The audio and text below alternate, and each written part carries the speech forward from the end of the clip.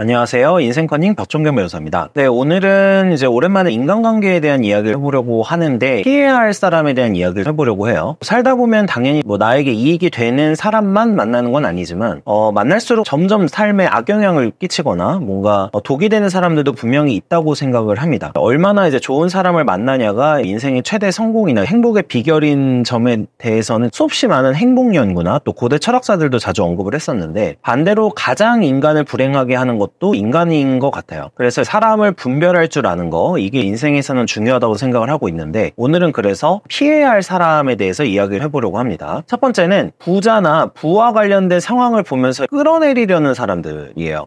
뉴스 기사 등을 볼 때면 간혹 성공한 사람들이나 연예인이 자산을 취득했다는 기사 같은 게 나올 때가 있는데, 제가 이런 기사의 댓글들을 보다 보면은 꽤 많은 수의 이제 공감이 달려있는 댓글들이 있어요. 예를 들면은 그딴 일에서 돈 많이 받는 세상이 잘못됐다 라든지 다 운이다, 짜증난다, 그리고 그렇게 버는데 기부는 왜 안 하냐, 이런 이야기들이에요. 최근에 개그맨 유재석 씨가 국가주택을 매입했다는 뉴스에도 이런 댓글들이 보였었는데, 사실은 유재석 씨 같은 분은 한 분야에서 탑을 찍은 사람이잖아요. 그래서 큰 돈을 버는 게 그렇게 이상한 일은 아닌데 이런 댓글들이 달리는 걸 확인을 할 수가 있어요. 그런 부자들의 경우에는 사실 성공하기도 어렵지만 그만큼 리스크도 많이 부담하면서 산 것이고, 대부분의 자산가도 마찬가지인데, 사실 댓글 같은 걸 보거나 주변 사람들이 성공한 사람들을 볼 때 잘 깨닫지 못하는 경우가 많다는 생각이 듭니다. 근데 이제 친구 사이에서도 이런 대화가 오고 갈 때가 있어요. 예를 들면은 원래 알고 지내던 친구가 잘 됐어요. 그러면은 이 친구가 정말 고생을 했구나, 이런 생각을 하는 게 아니라 뒤에서 뒷담화를 하거나 그 사람의 능력을 끌어내리거나, 또는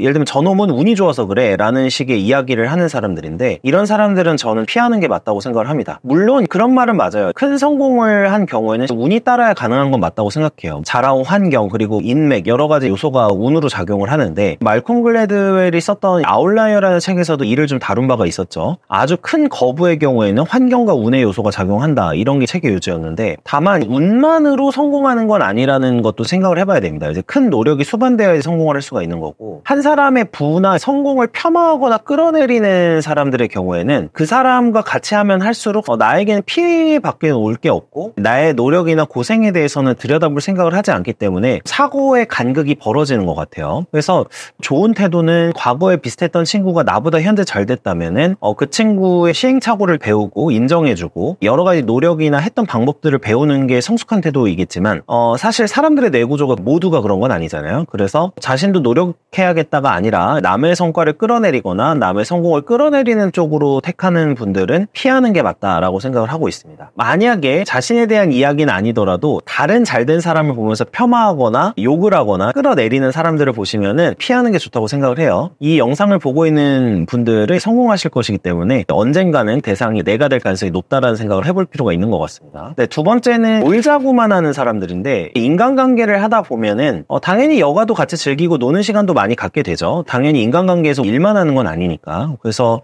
친구들과 만나서 과거 추억 같은 걸 회상하기도 하고요. 그러면서 이야기도 하고 즐거운 시간을 보냅니다. 다만 오늘 제가 말씀드릴 거는 이런 분들이 있어요. 하루 종일 어떻게 놀지에 대해서만 궁리를 하시는 분들이 있어요. 이게 음주 가무나 어떻게 놀까 고민하시는 분들이 있는데, 이런 분들과 많은 시간을 보내게 되면은 내가 젖어들 가능성이 높기 때문에 만나는 걸 피해야 되지 않은가 싶은 거죠. 흔히 말하면은 한량들하고 어울리게 되면은 내가 일하는 어떤 필요성이나 성실성을 잃어버릴 수 있기 때문에 이 부분에 대해서 말씀을 드리는 거예요. 인생이 별거 없다, 인생은 즐겨라, 놀아야 된다, 그런 생각만 하시는 분들과 보내는 시간이 많아지게 되면은 이걸 통해서 내가 잃을 수 있는 것에 대해서도 생각을 해봐야 돼요. 일단 가장 먼저 잃는 거는 시간이죠. 회사 퇴근 후에 여가를 즐기는 건 좋은 일이고 바람직한 거긴 하지만 아까 말씀드린 대로 이제 이 여가라는 것도 그 같이 어울리는 사람에 따라서 여가의 종류도 달라지고 대화도 달라져요. 거기에다가 늘 노는 사람들과 함께 하다 보면은 내가 일을 하고 있는데 일에 대해서 힘들게 느껴지기 시작을 하는 경우가 많습니다. 일을 당연하게 해야 된다 이렇게 생각하는 게 아니라 옆에서는 노는 사람들만 보이기 때문에 내가 일을 왜 해야 되는지에 대한 회의가 생겨요. 그러니까 이런 부분을 조심을 해야 되는 게 있고, 그만큼 주로 놀기만 좋아하는 친구들과 계속 어울리다 보면은 시간을 생산적으로 사용하는 쪽에 관심을 기울이는 게 아니라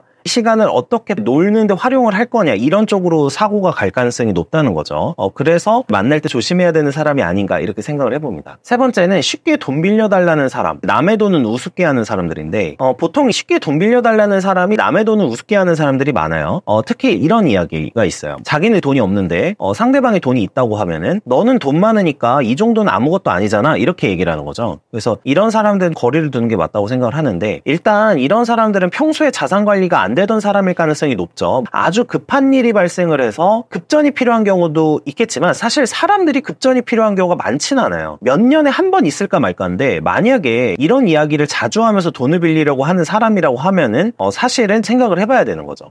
특히 이런 사람들은 남의 자산을 쉽게 보는 사람들이기 때문에 이럴수록 돈을 제대로 갚을 리가 만무합니다. 평소에 그 사람이 돈을 관리하는 걸 보면 그 사람의 성향이나 사고를 파악할 수가 있는데, 아까 말씀드린 대로 사업하다가 위급해서 돈을 빌리는 상황같이 아주 급전이 필요한 상황이 아닌데 습관적으로 돈 빌리고 갚고 또 쉽게 생각하는 사람들 중에서는 제 경험상 제대로 된 사람은 거의 못 봤어요. 특히 수십에서 수백만 원 정도 돈을 쉽게 빌려달라는 사람들은 소비 통제가 안 되고 있는 경우가 진짜 허다하고, 이런 사람들은 참 신기한 게 수십 수백만 원이 없어서 주변에 돈을 빌리면서 수십 수백만 원을 우습게 봐요. 그래서 나중에 갚으라고 하면은 그깟 돈 얼마나 된다고 나한테 이렇게 계속 재촉을 하냐 이런 거를 말하는 그런 상황이 되거든요. 당연히 이런 사람들하고 오래 어울려 봐야 인생에 도움이 될 리도 없고 자산을 축적할 리도 없기 때문에 내 돈만 떼이는 상황이 되겠죠. 그래서 피해만 안 주면 다행인 상황이 되는데, 이런 사람들을 아주 오래 만날 필요는 없다고 생각을 해요. 마지막으로 네 번째는 이제 피해의식을 달고 다니는 사람들인데, 피해의식이 강한 사람들이 있어요. 만나서 이야기를 하다 보면은 단어 선택이나 뉘앙스 등을 통해서 이런 피해의식을 엿볼 수가 있는 경우가 있는데, 사회에 대한 피해의식, 관계에 대한 피해의식, 외모에 대한 피해의식도 있고 부자에 대한 피해의식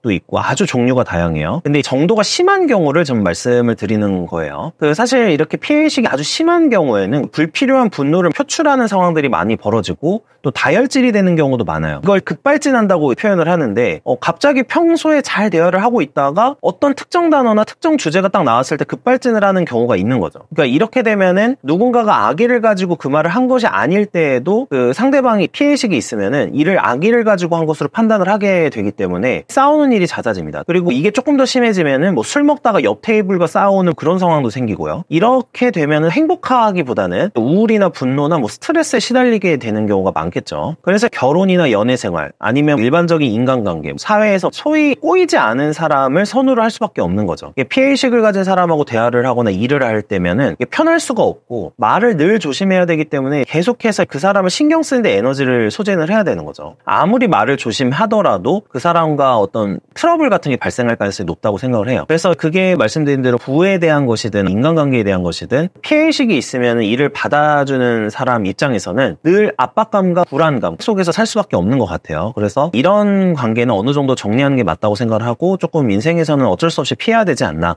이렇게 생각을 해봅니다. 네, 오늘은 인간관계에 대한 이야기를 해봤는데요. 제가 오늘 이 네 가지를 요약하자면 이렇게 표현할 수 있을 것 같아요. 마인드가 가난한 사람은 옆에 두면 좋지 않다. 사실 사람은 주변의 사고를 자연스럽게 받아들일 수밖에 없어요. 인간의 삶을 결정하는 거는 제가 생각하기에는 가장 큰 게 두 가지라고 생각을 하거든요. 첫 번째는 내가 가장 많이 보는 사람이고요. 두 번째는 내가 가장 많이 접하는 컨텐츠예요. 이 두 가지는 연결되어 있다고 저는 생각을 해요. 가장 많이 보는 사람과 또 가장 많은 대화를 할 가능성이 높고요. 또 반대로 오프라인뿐만 아니라 이제 온라인에서 컨텐츠를 접한다고 하더라도 누군가와 만나고 있는 것과 똑같습니다. 독서도 마찬가지고요. 저자와의 소통이 되는 거죠. 나에게 부정적인 영향을 줄 사람 또는 컨텐츠를 삶에서 최소화하는 게 삶의 어떤 행복의 비결이고 또 성공에 가까이 가는 방법이라고 생각을 하는데, 남을 우울하고 불행하게 만드는 사람들, 그리고 주변을 시기하면서 나를 경제적으로나 정신적으로나 더 가난하게 만들 수 있는 사람들 피하는 게 좋지 않을까 생각해 봅니다. 실제 가난은 극복할 수 있지만